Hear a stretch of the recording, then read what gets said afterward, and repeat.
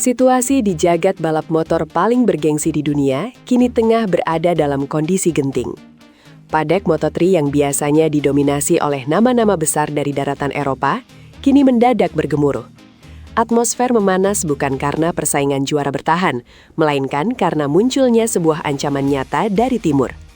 Sorotan tajam dunia internasional kini tertuju pada satu nama yang dianggap sebagai anomali dalam peta kekuatan balap motor musim 2026. Veda Ega Pratama. Ketegangan ini memuncak saat hasil tes terbaru keluar, di mana catatan waktu Veda bukan hanya sekedar angka, melainkan sebuah pernyataan perang bagi para pembalap mapan. Dalam laporan jurnalis Paddock yang menyebar cepat, Veda mengukir waktu 1 menit 45,432 detik. Angka ini menjadi sinyal bahaya yang sangat krusial, karena secara langsung menempatkan pemuda asal Indonesia ini di atas dua pembalap Spanyol yang selama ini dipuja-puja sebagai masa depan MotoGP, yaitu Max Kollgorman dan Brian Uriarte. Kondisi ini semakin mendesak bagi para rival saat petinggi Honda memberikan pernyataan yang sangat berat dan serius. Seorang petinggi Honda menegaskan bahwa pengalaman Veda di Red Bull Rookies Cup serta berbagai ajang junior di Eropa telah menjadi fondasi yang sangat kuat, yang membuat adaptasinya berjalan jauh lebih cepat dari ekspektasi awal. Di dunia Moto3, pengakuan terbuka dari pabrikan raksasa seperti Honda bukanlah sekedar basa-basi diplomatik. Ini adalah bentuk kepercayaan awal yang luar biasa berat tekanannya. Veda tidak lagi datang sebagai murid yang sedang belajar. Ia datang membawa data, membawa ritme, dan membawa pesan yang sangat jelas bahwa dirinya siap menghancurkan dominasi pembalap Spanyol yang sudah lama mengakar. Setiap putaran roda di lintasan kini terasa seperti ujian mental yang membakar, di mana satu kesalahan kecil saja bisa berarti kehancuran reputasi di hadapan para pemandu bakat kelas dunia. Namun, di balik deru mesin yang memekakan telinga dan tekanan industri balap yang tak kenal ampun, tersimpan sebuah narasi perjuangan yang menyentuh hati. Kita seolah diajak melihat lebih dekat. Di balik helm dan pakaian balap yang ketat, ada seorang anak muda yang membawa harapan jutaan rakyat Indonesia di pundaknya.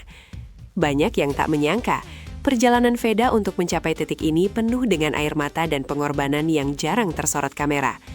Perjuangan itu terlihat sangat nyata ketika tim teknis Honda tidak hanya melihat kecepatan satu lapnya, melainkan menguji ketahanan mentalnya melalui simulasi balapan penuh selama 19 lap berturut-turut.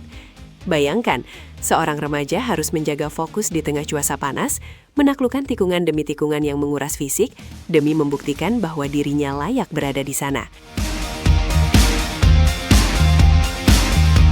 Momen haru itu muncul saat simulasi berlangsung. Tidak ada fase panik, tidak ada agresivitas yang meledak-ledak. Veda menjalani 14 lap dengan sangat stabil di kisaran 1 menit 46 detik, bahkan sempat turun ke angka 1 menit 45,9 detik. Tim Honda pun dibuat terkesan, bukan hanya oleh kecepatannya, tapi oleh kedewasaan cara berpikirnya.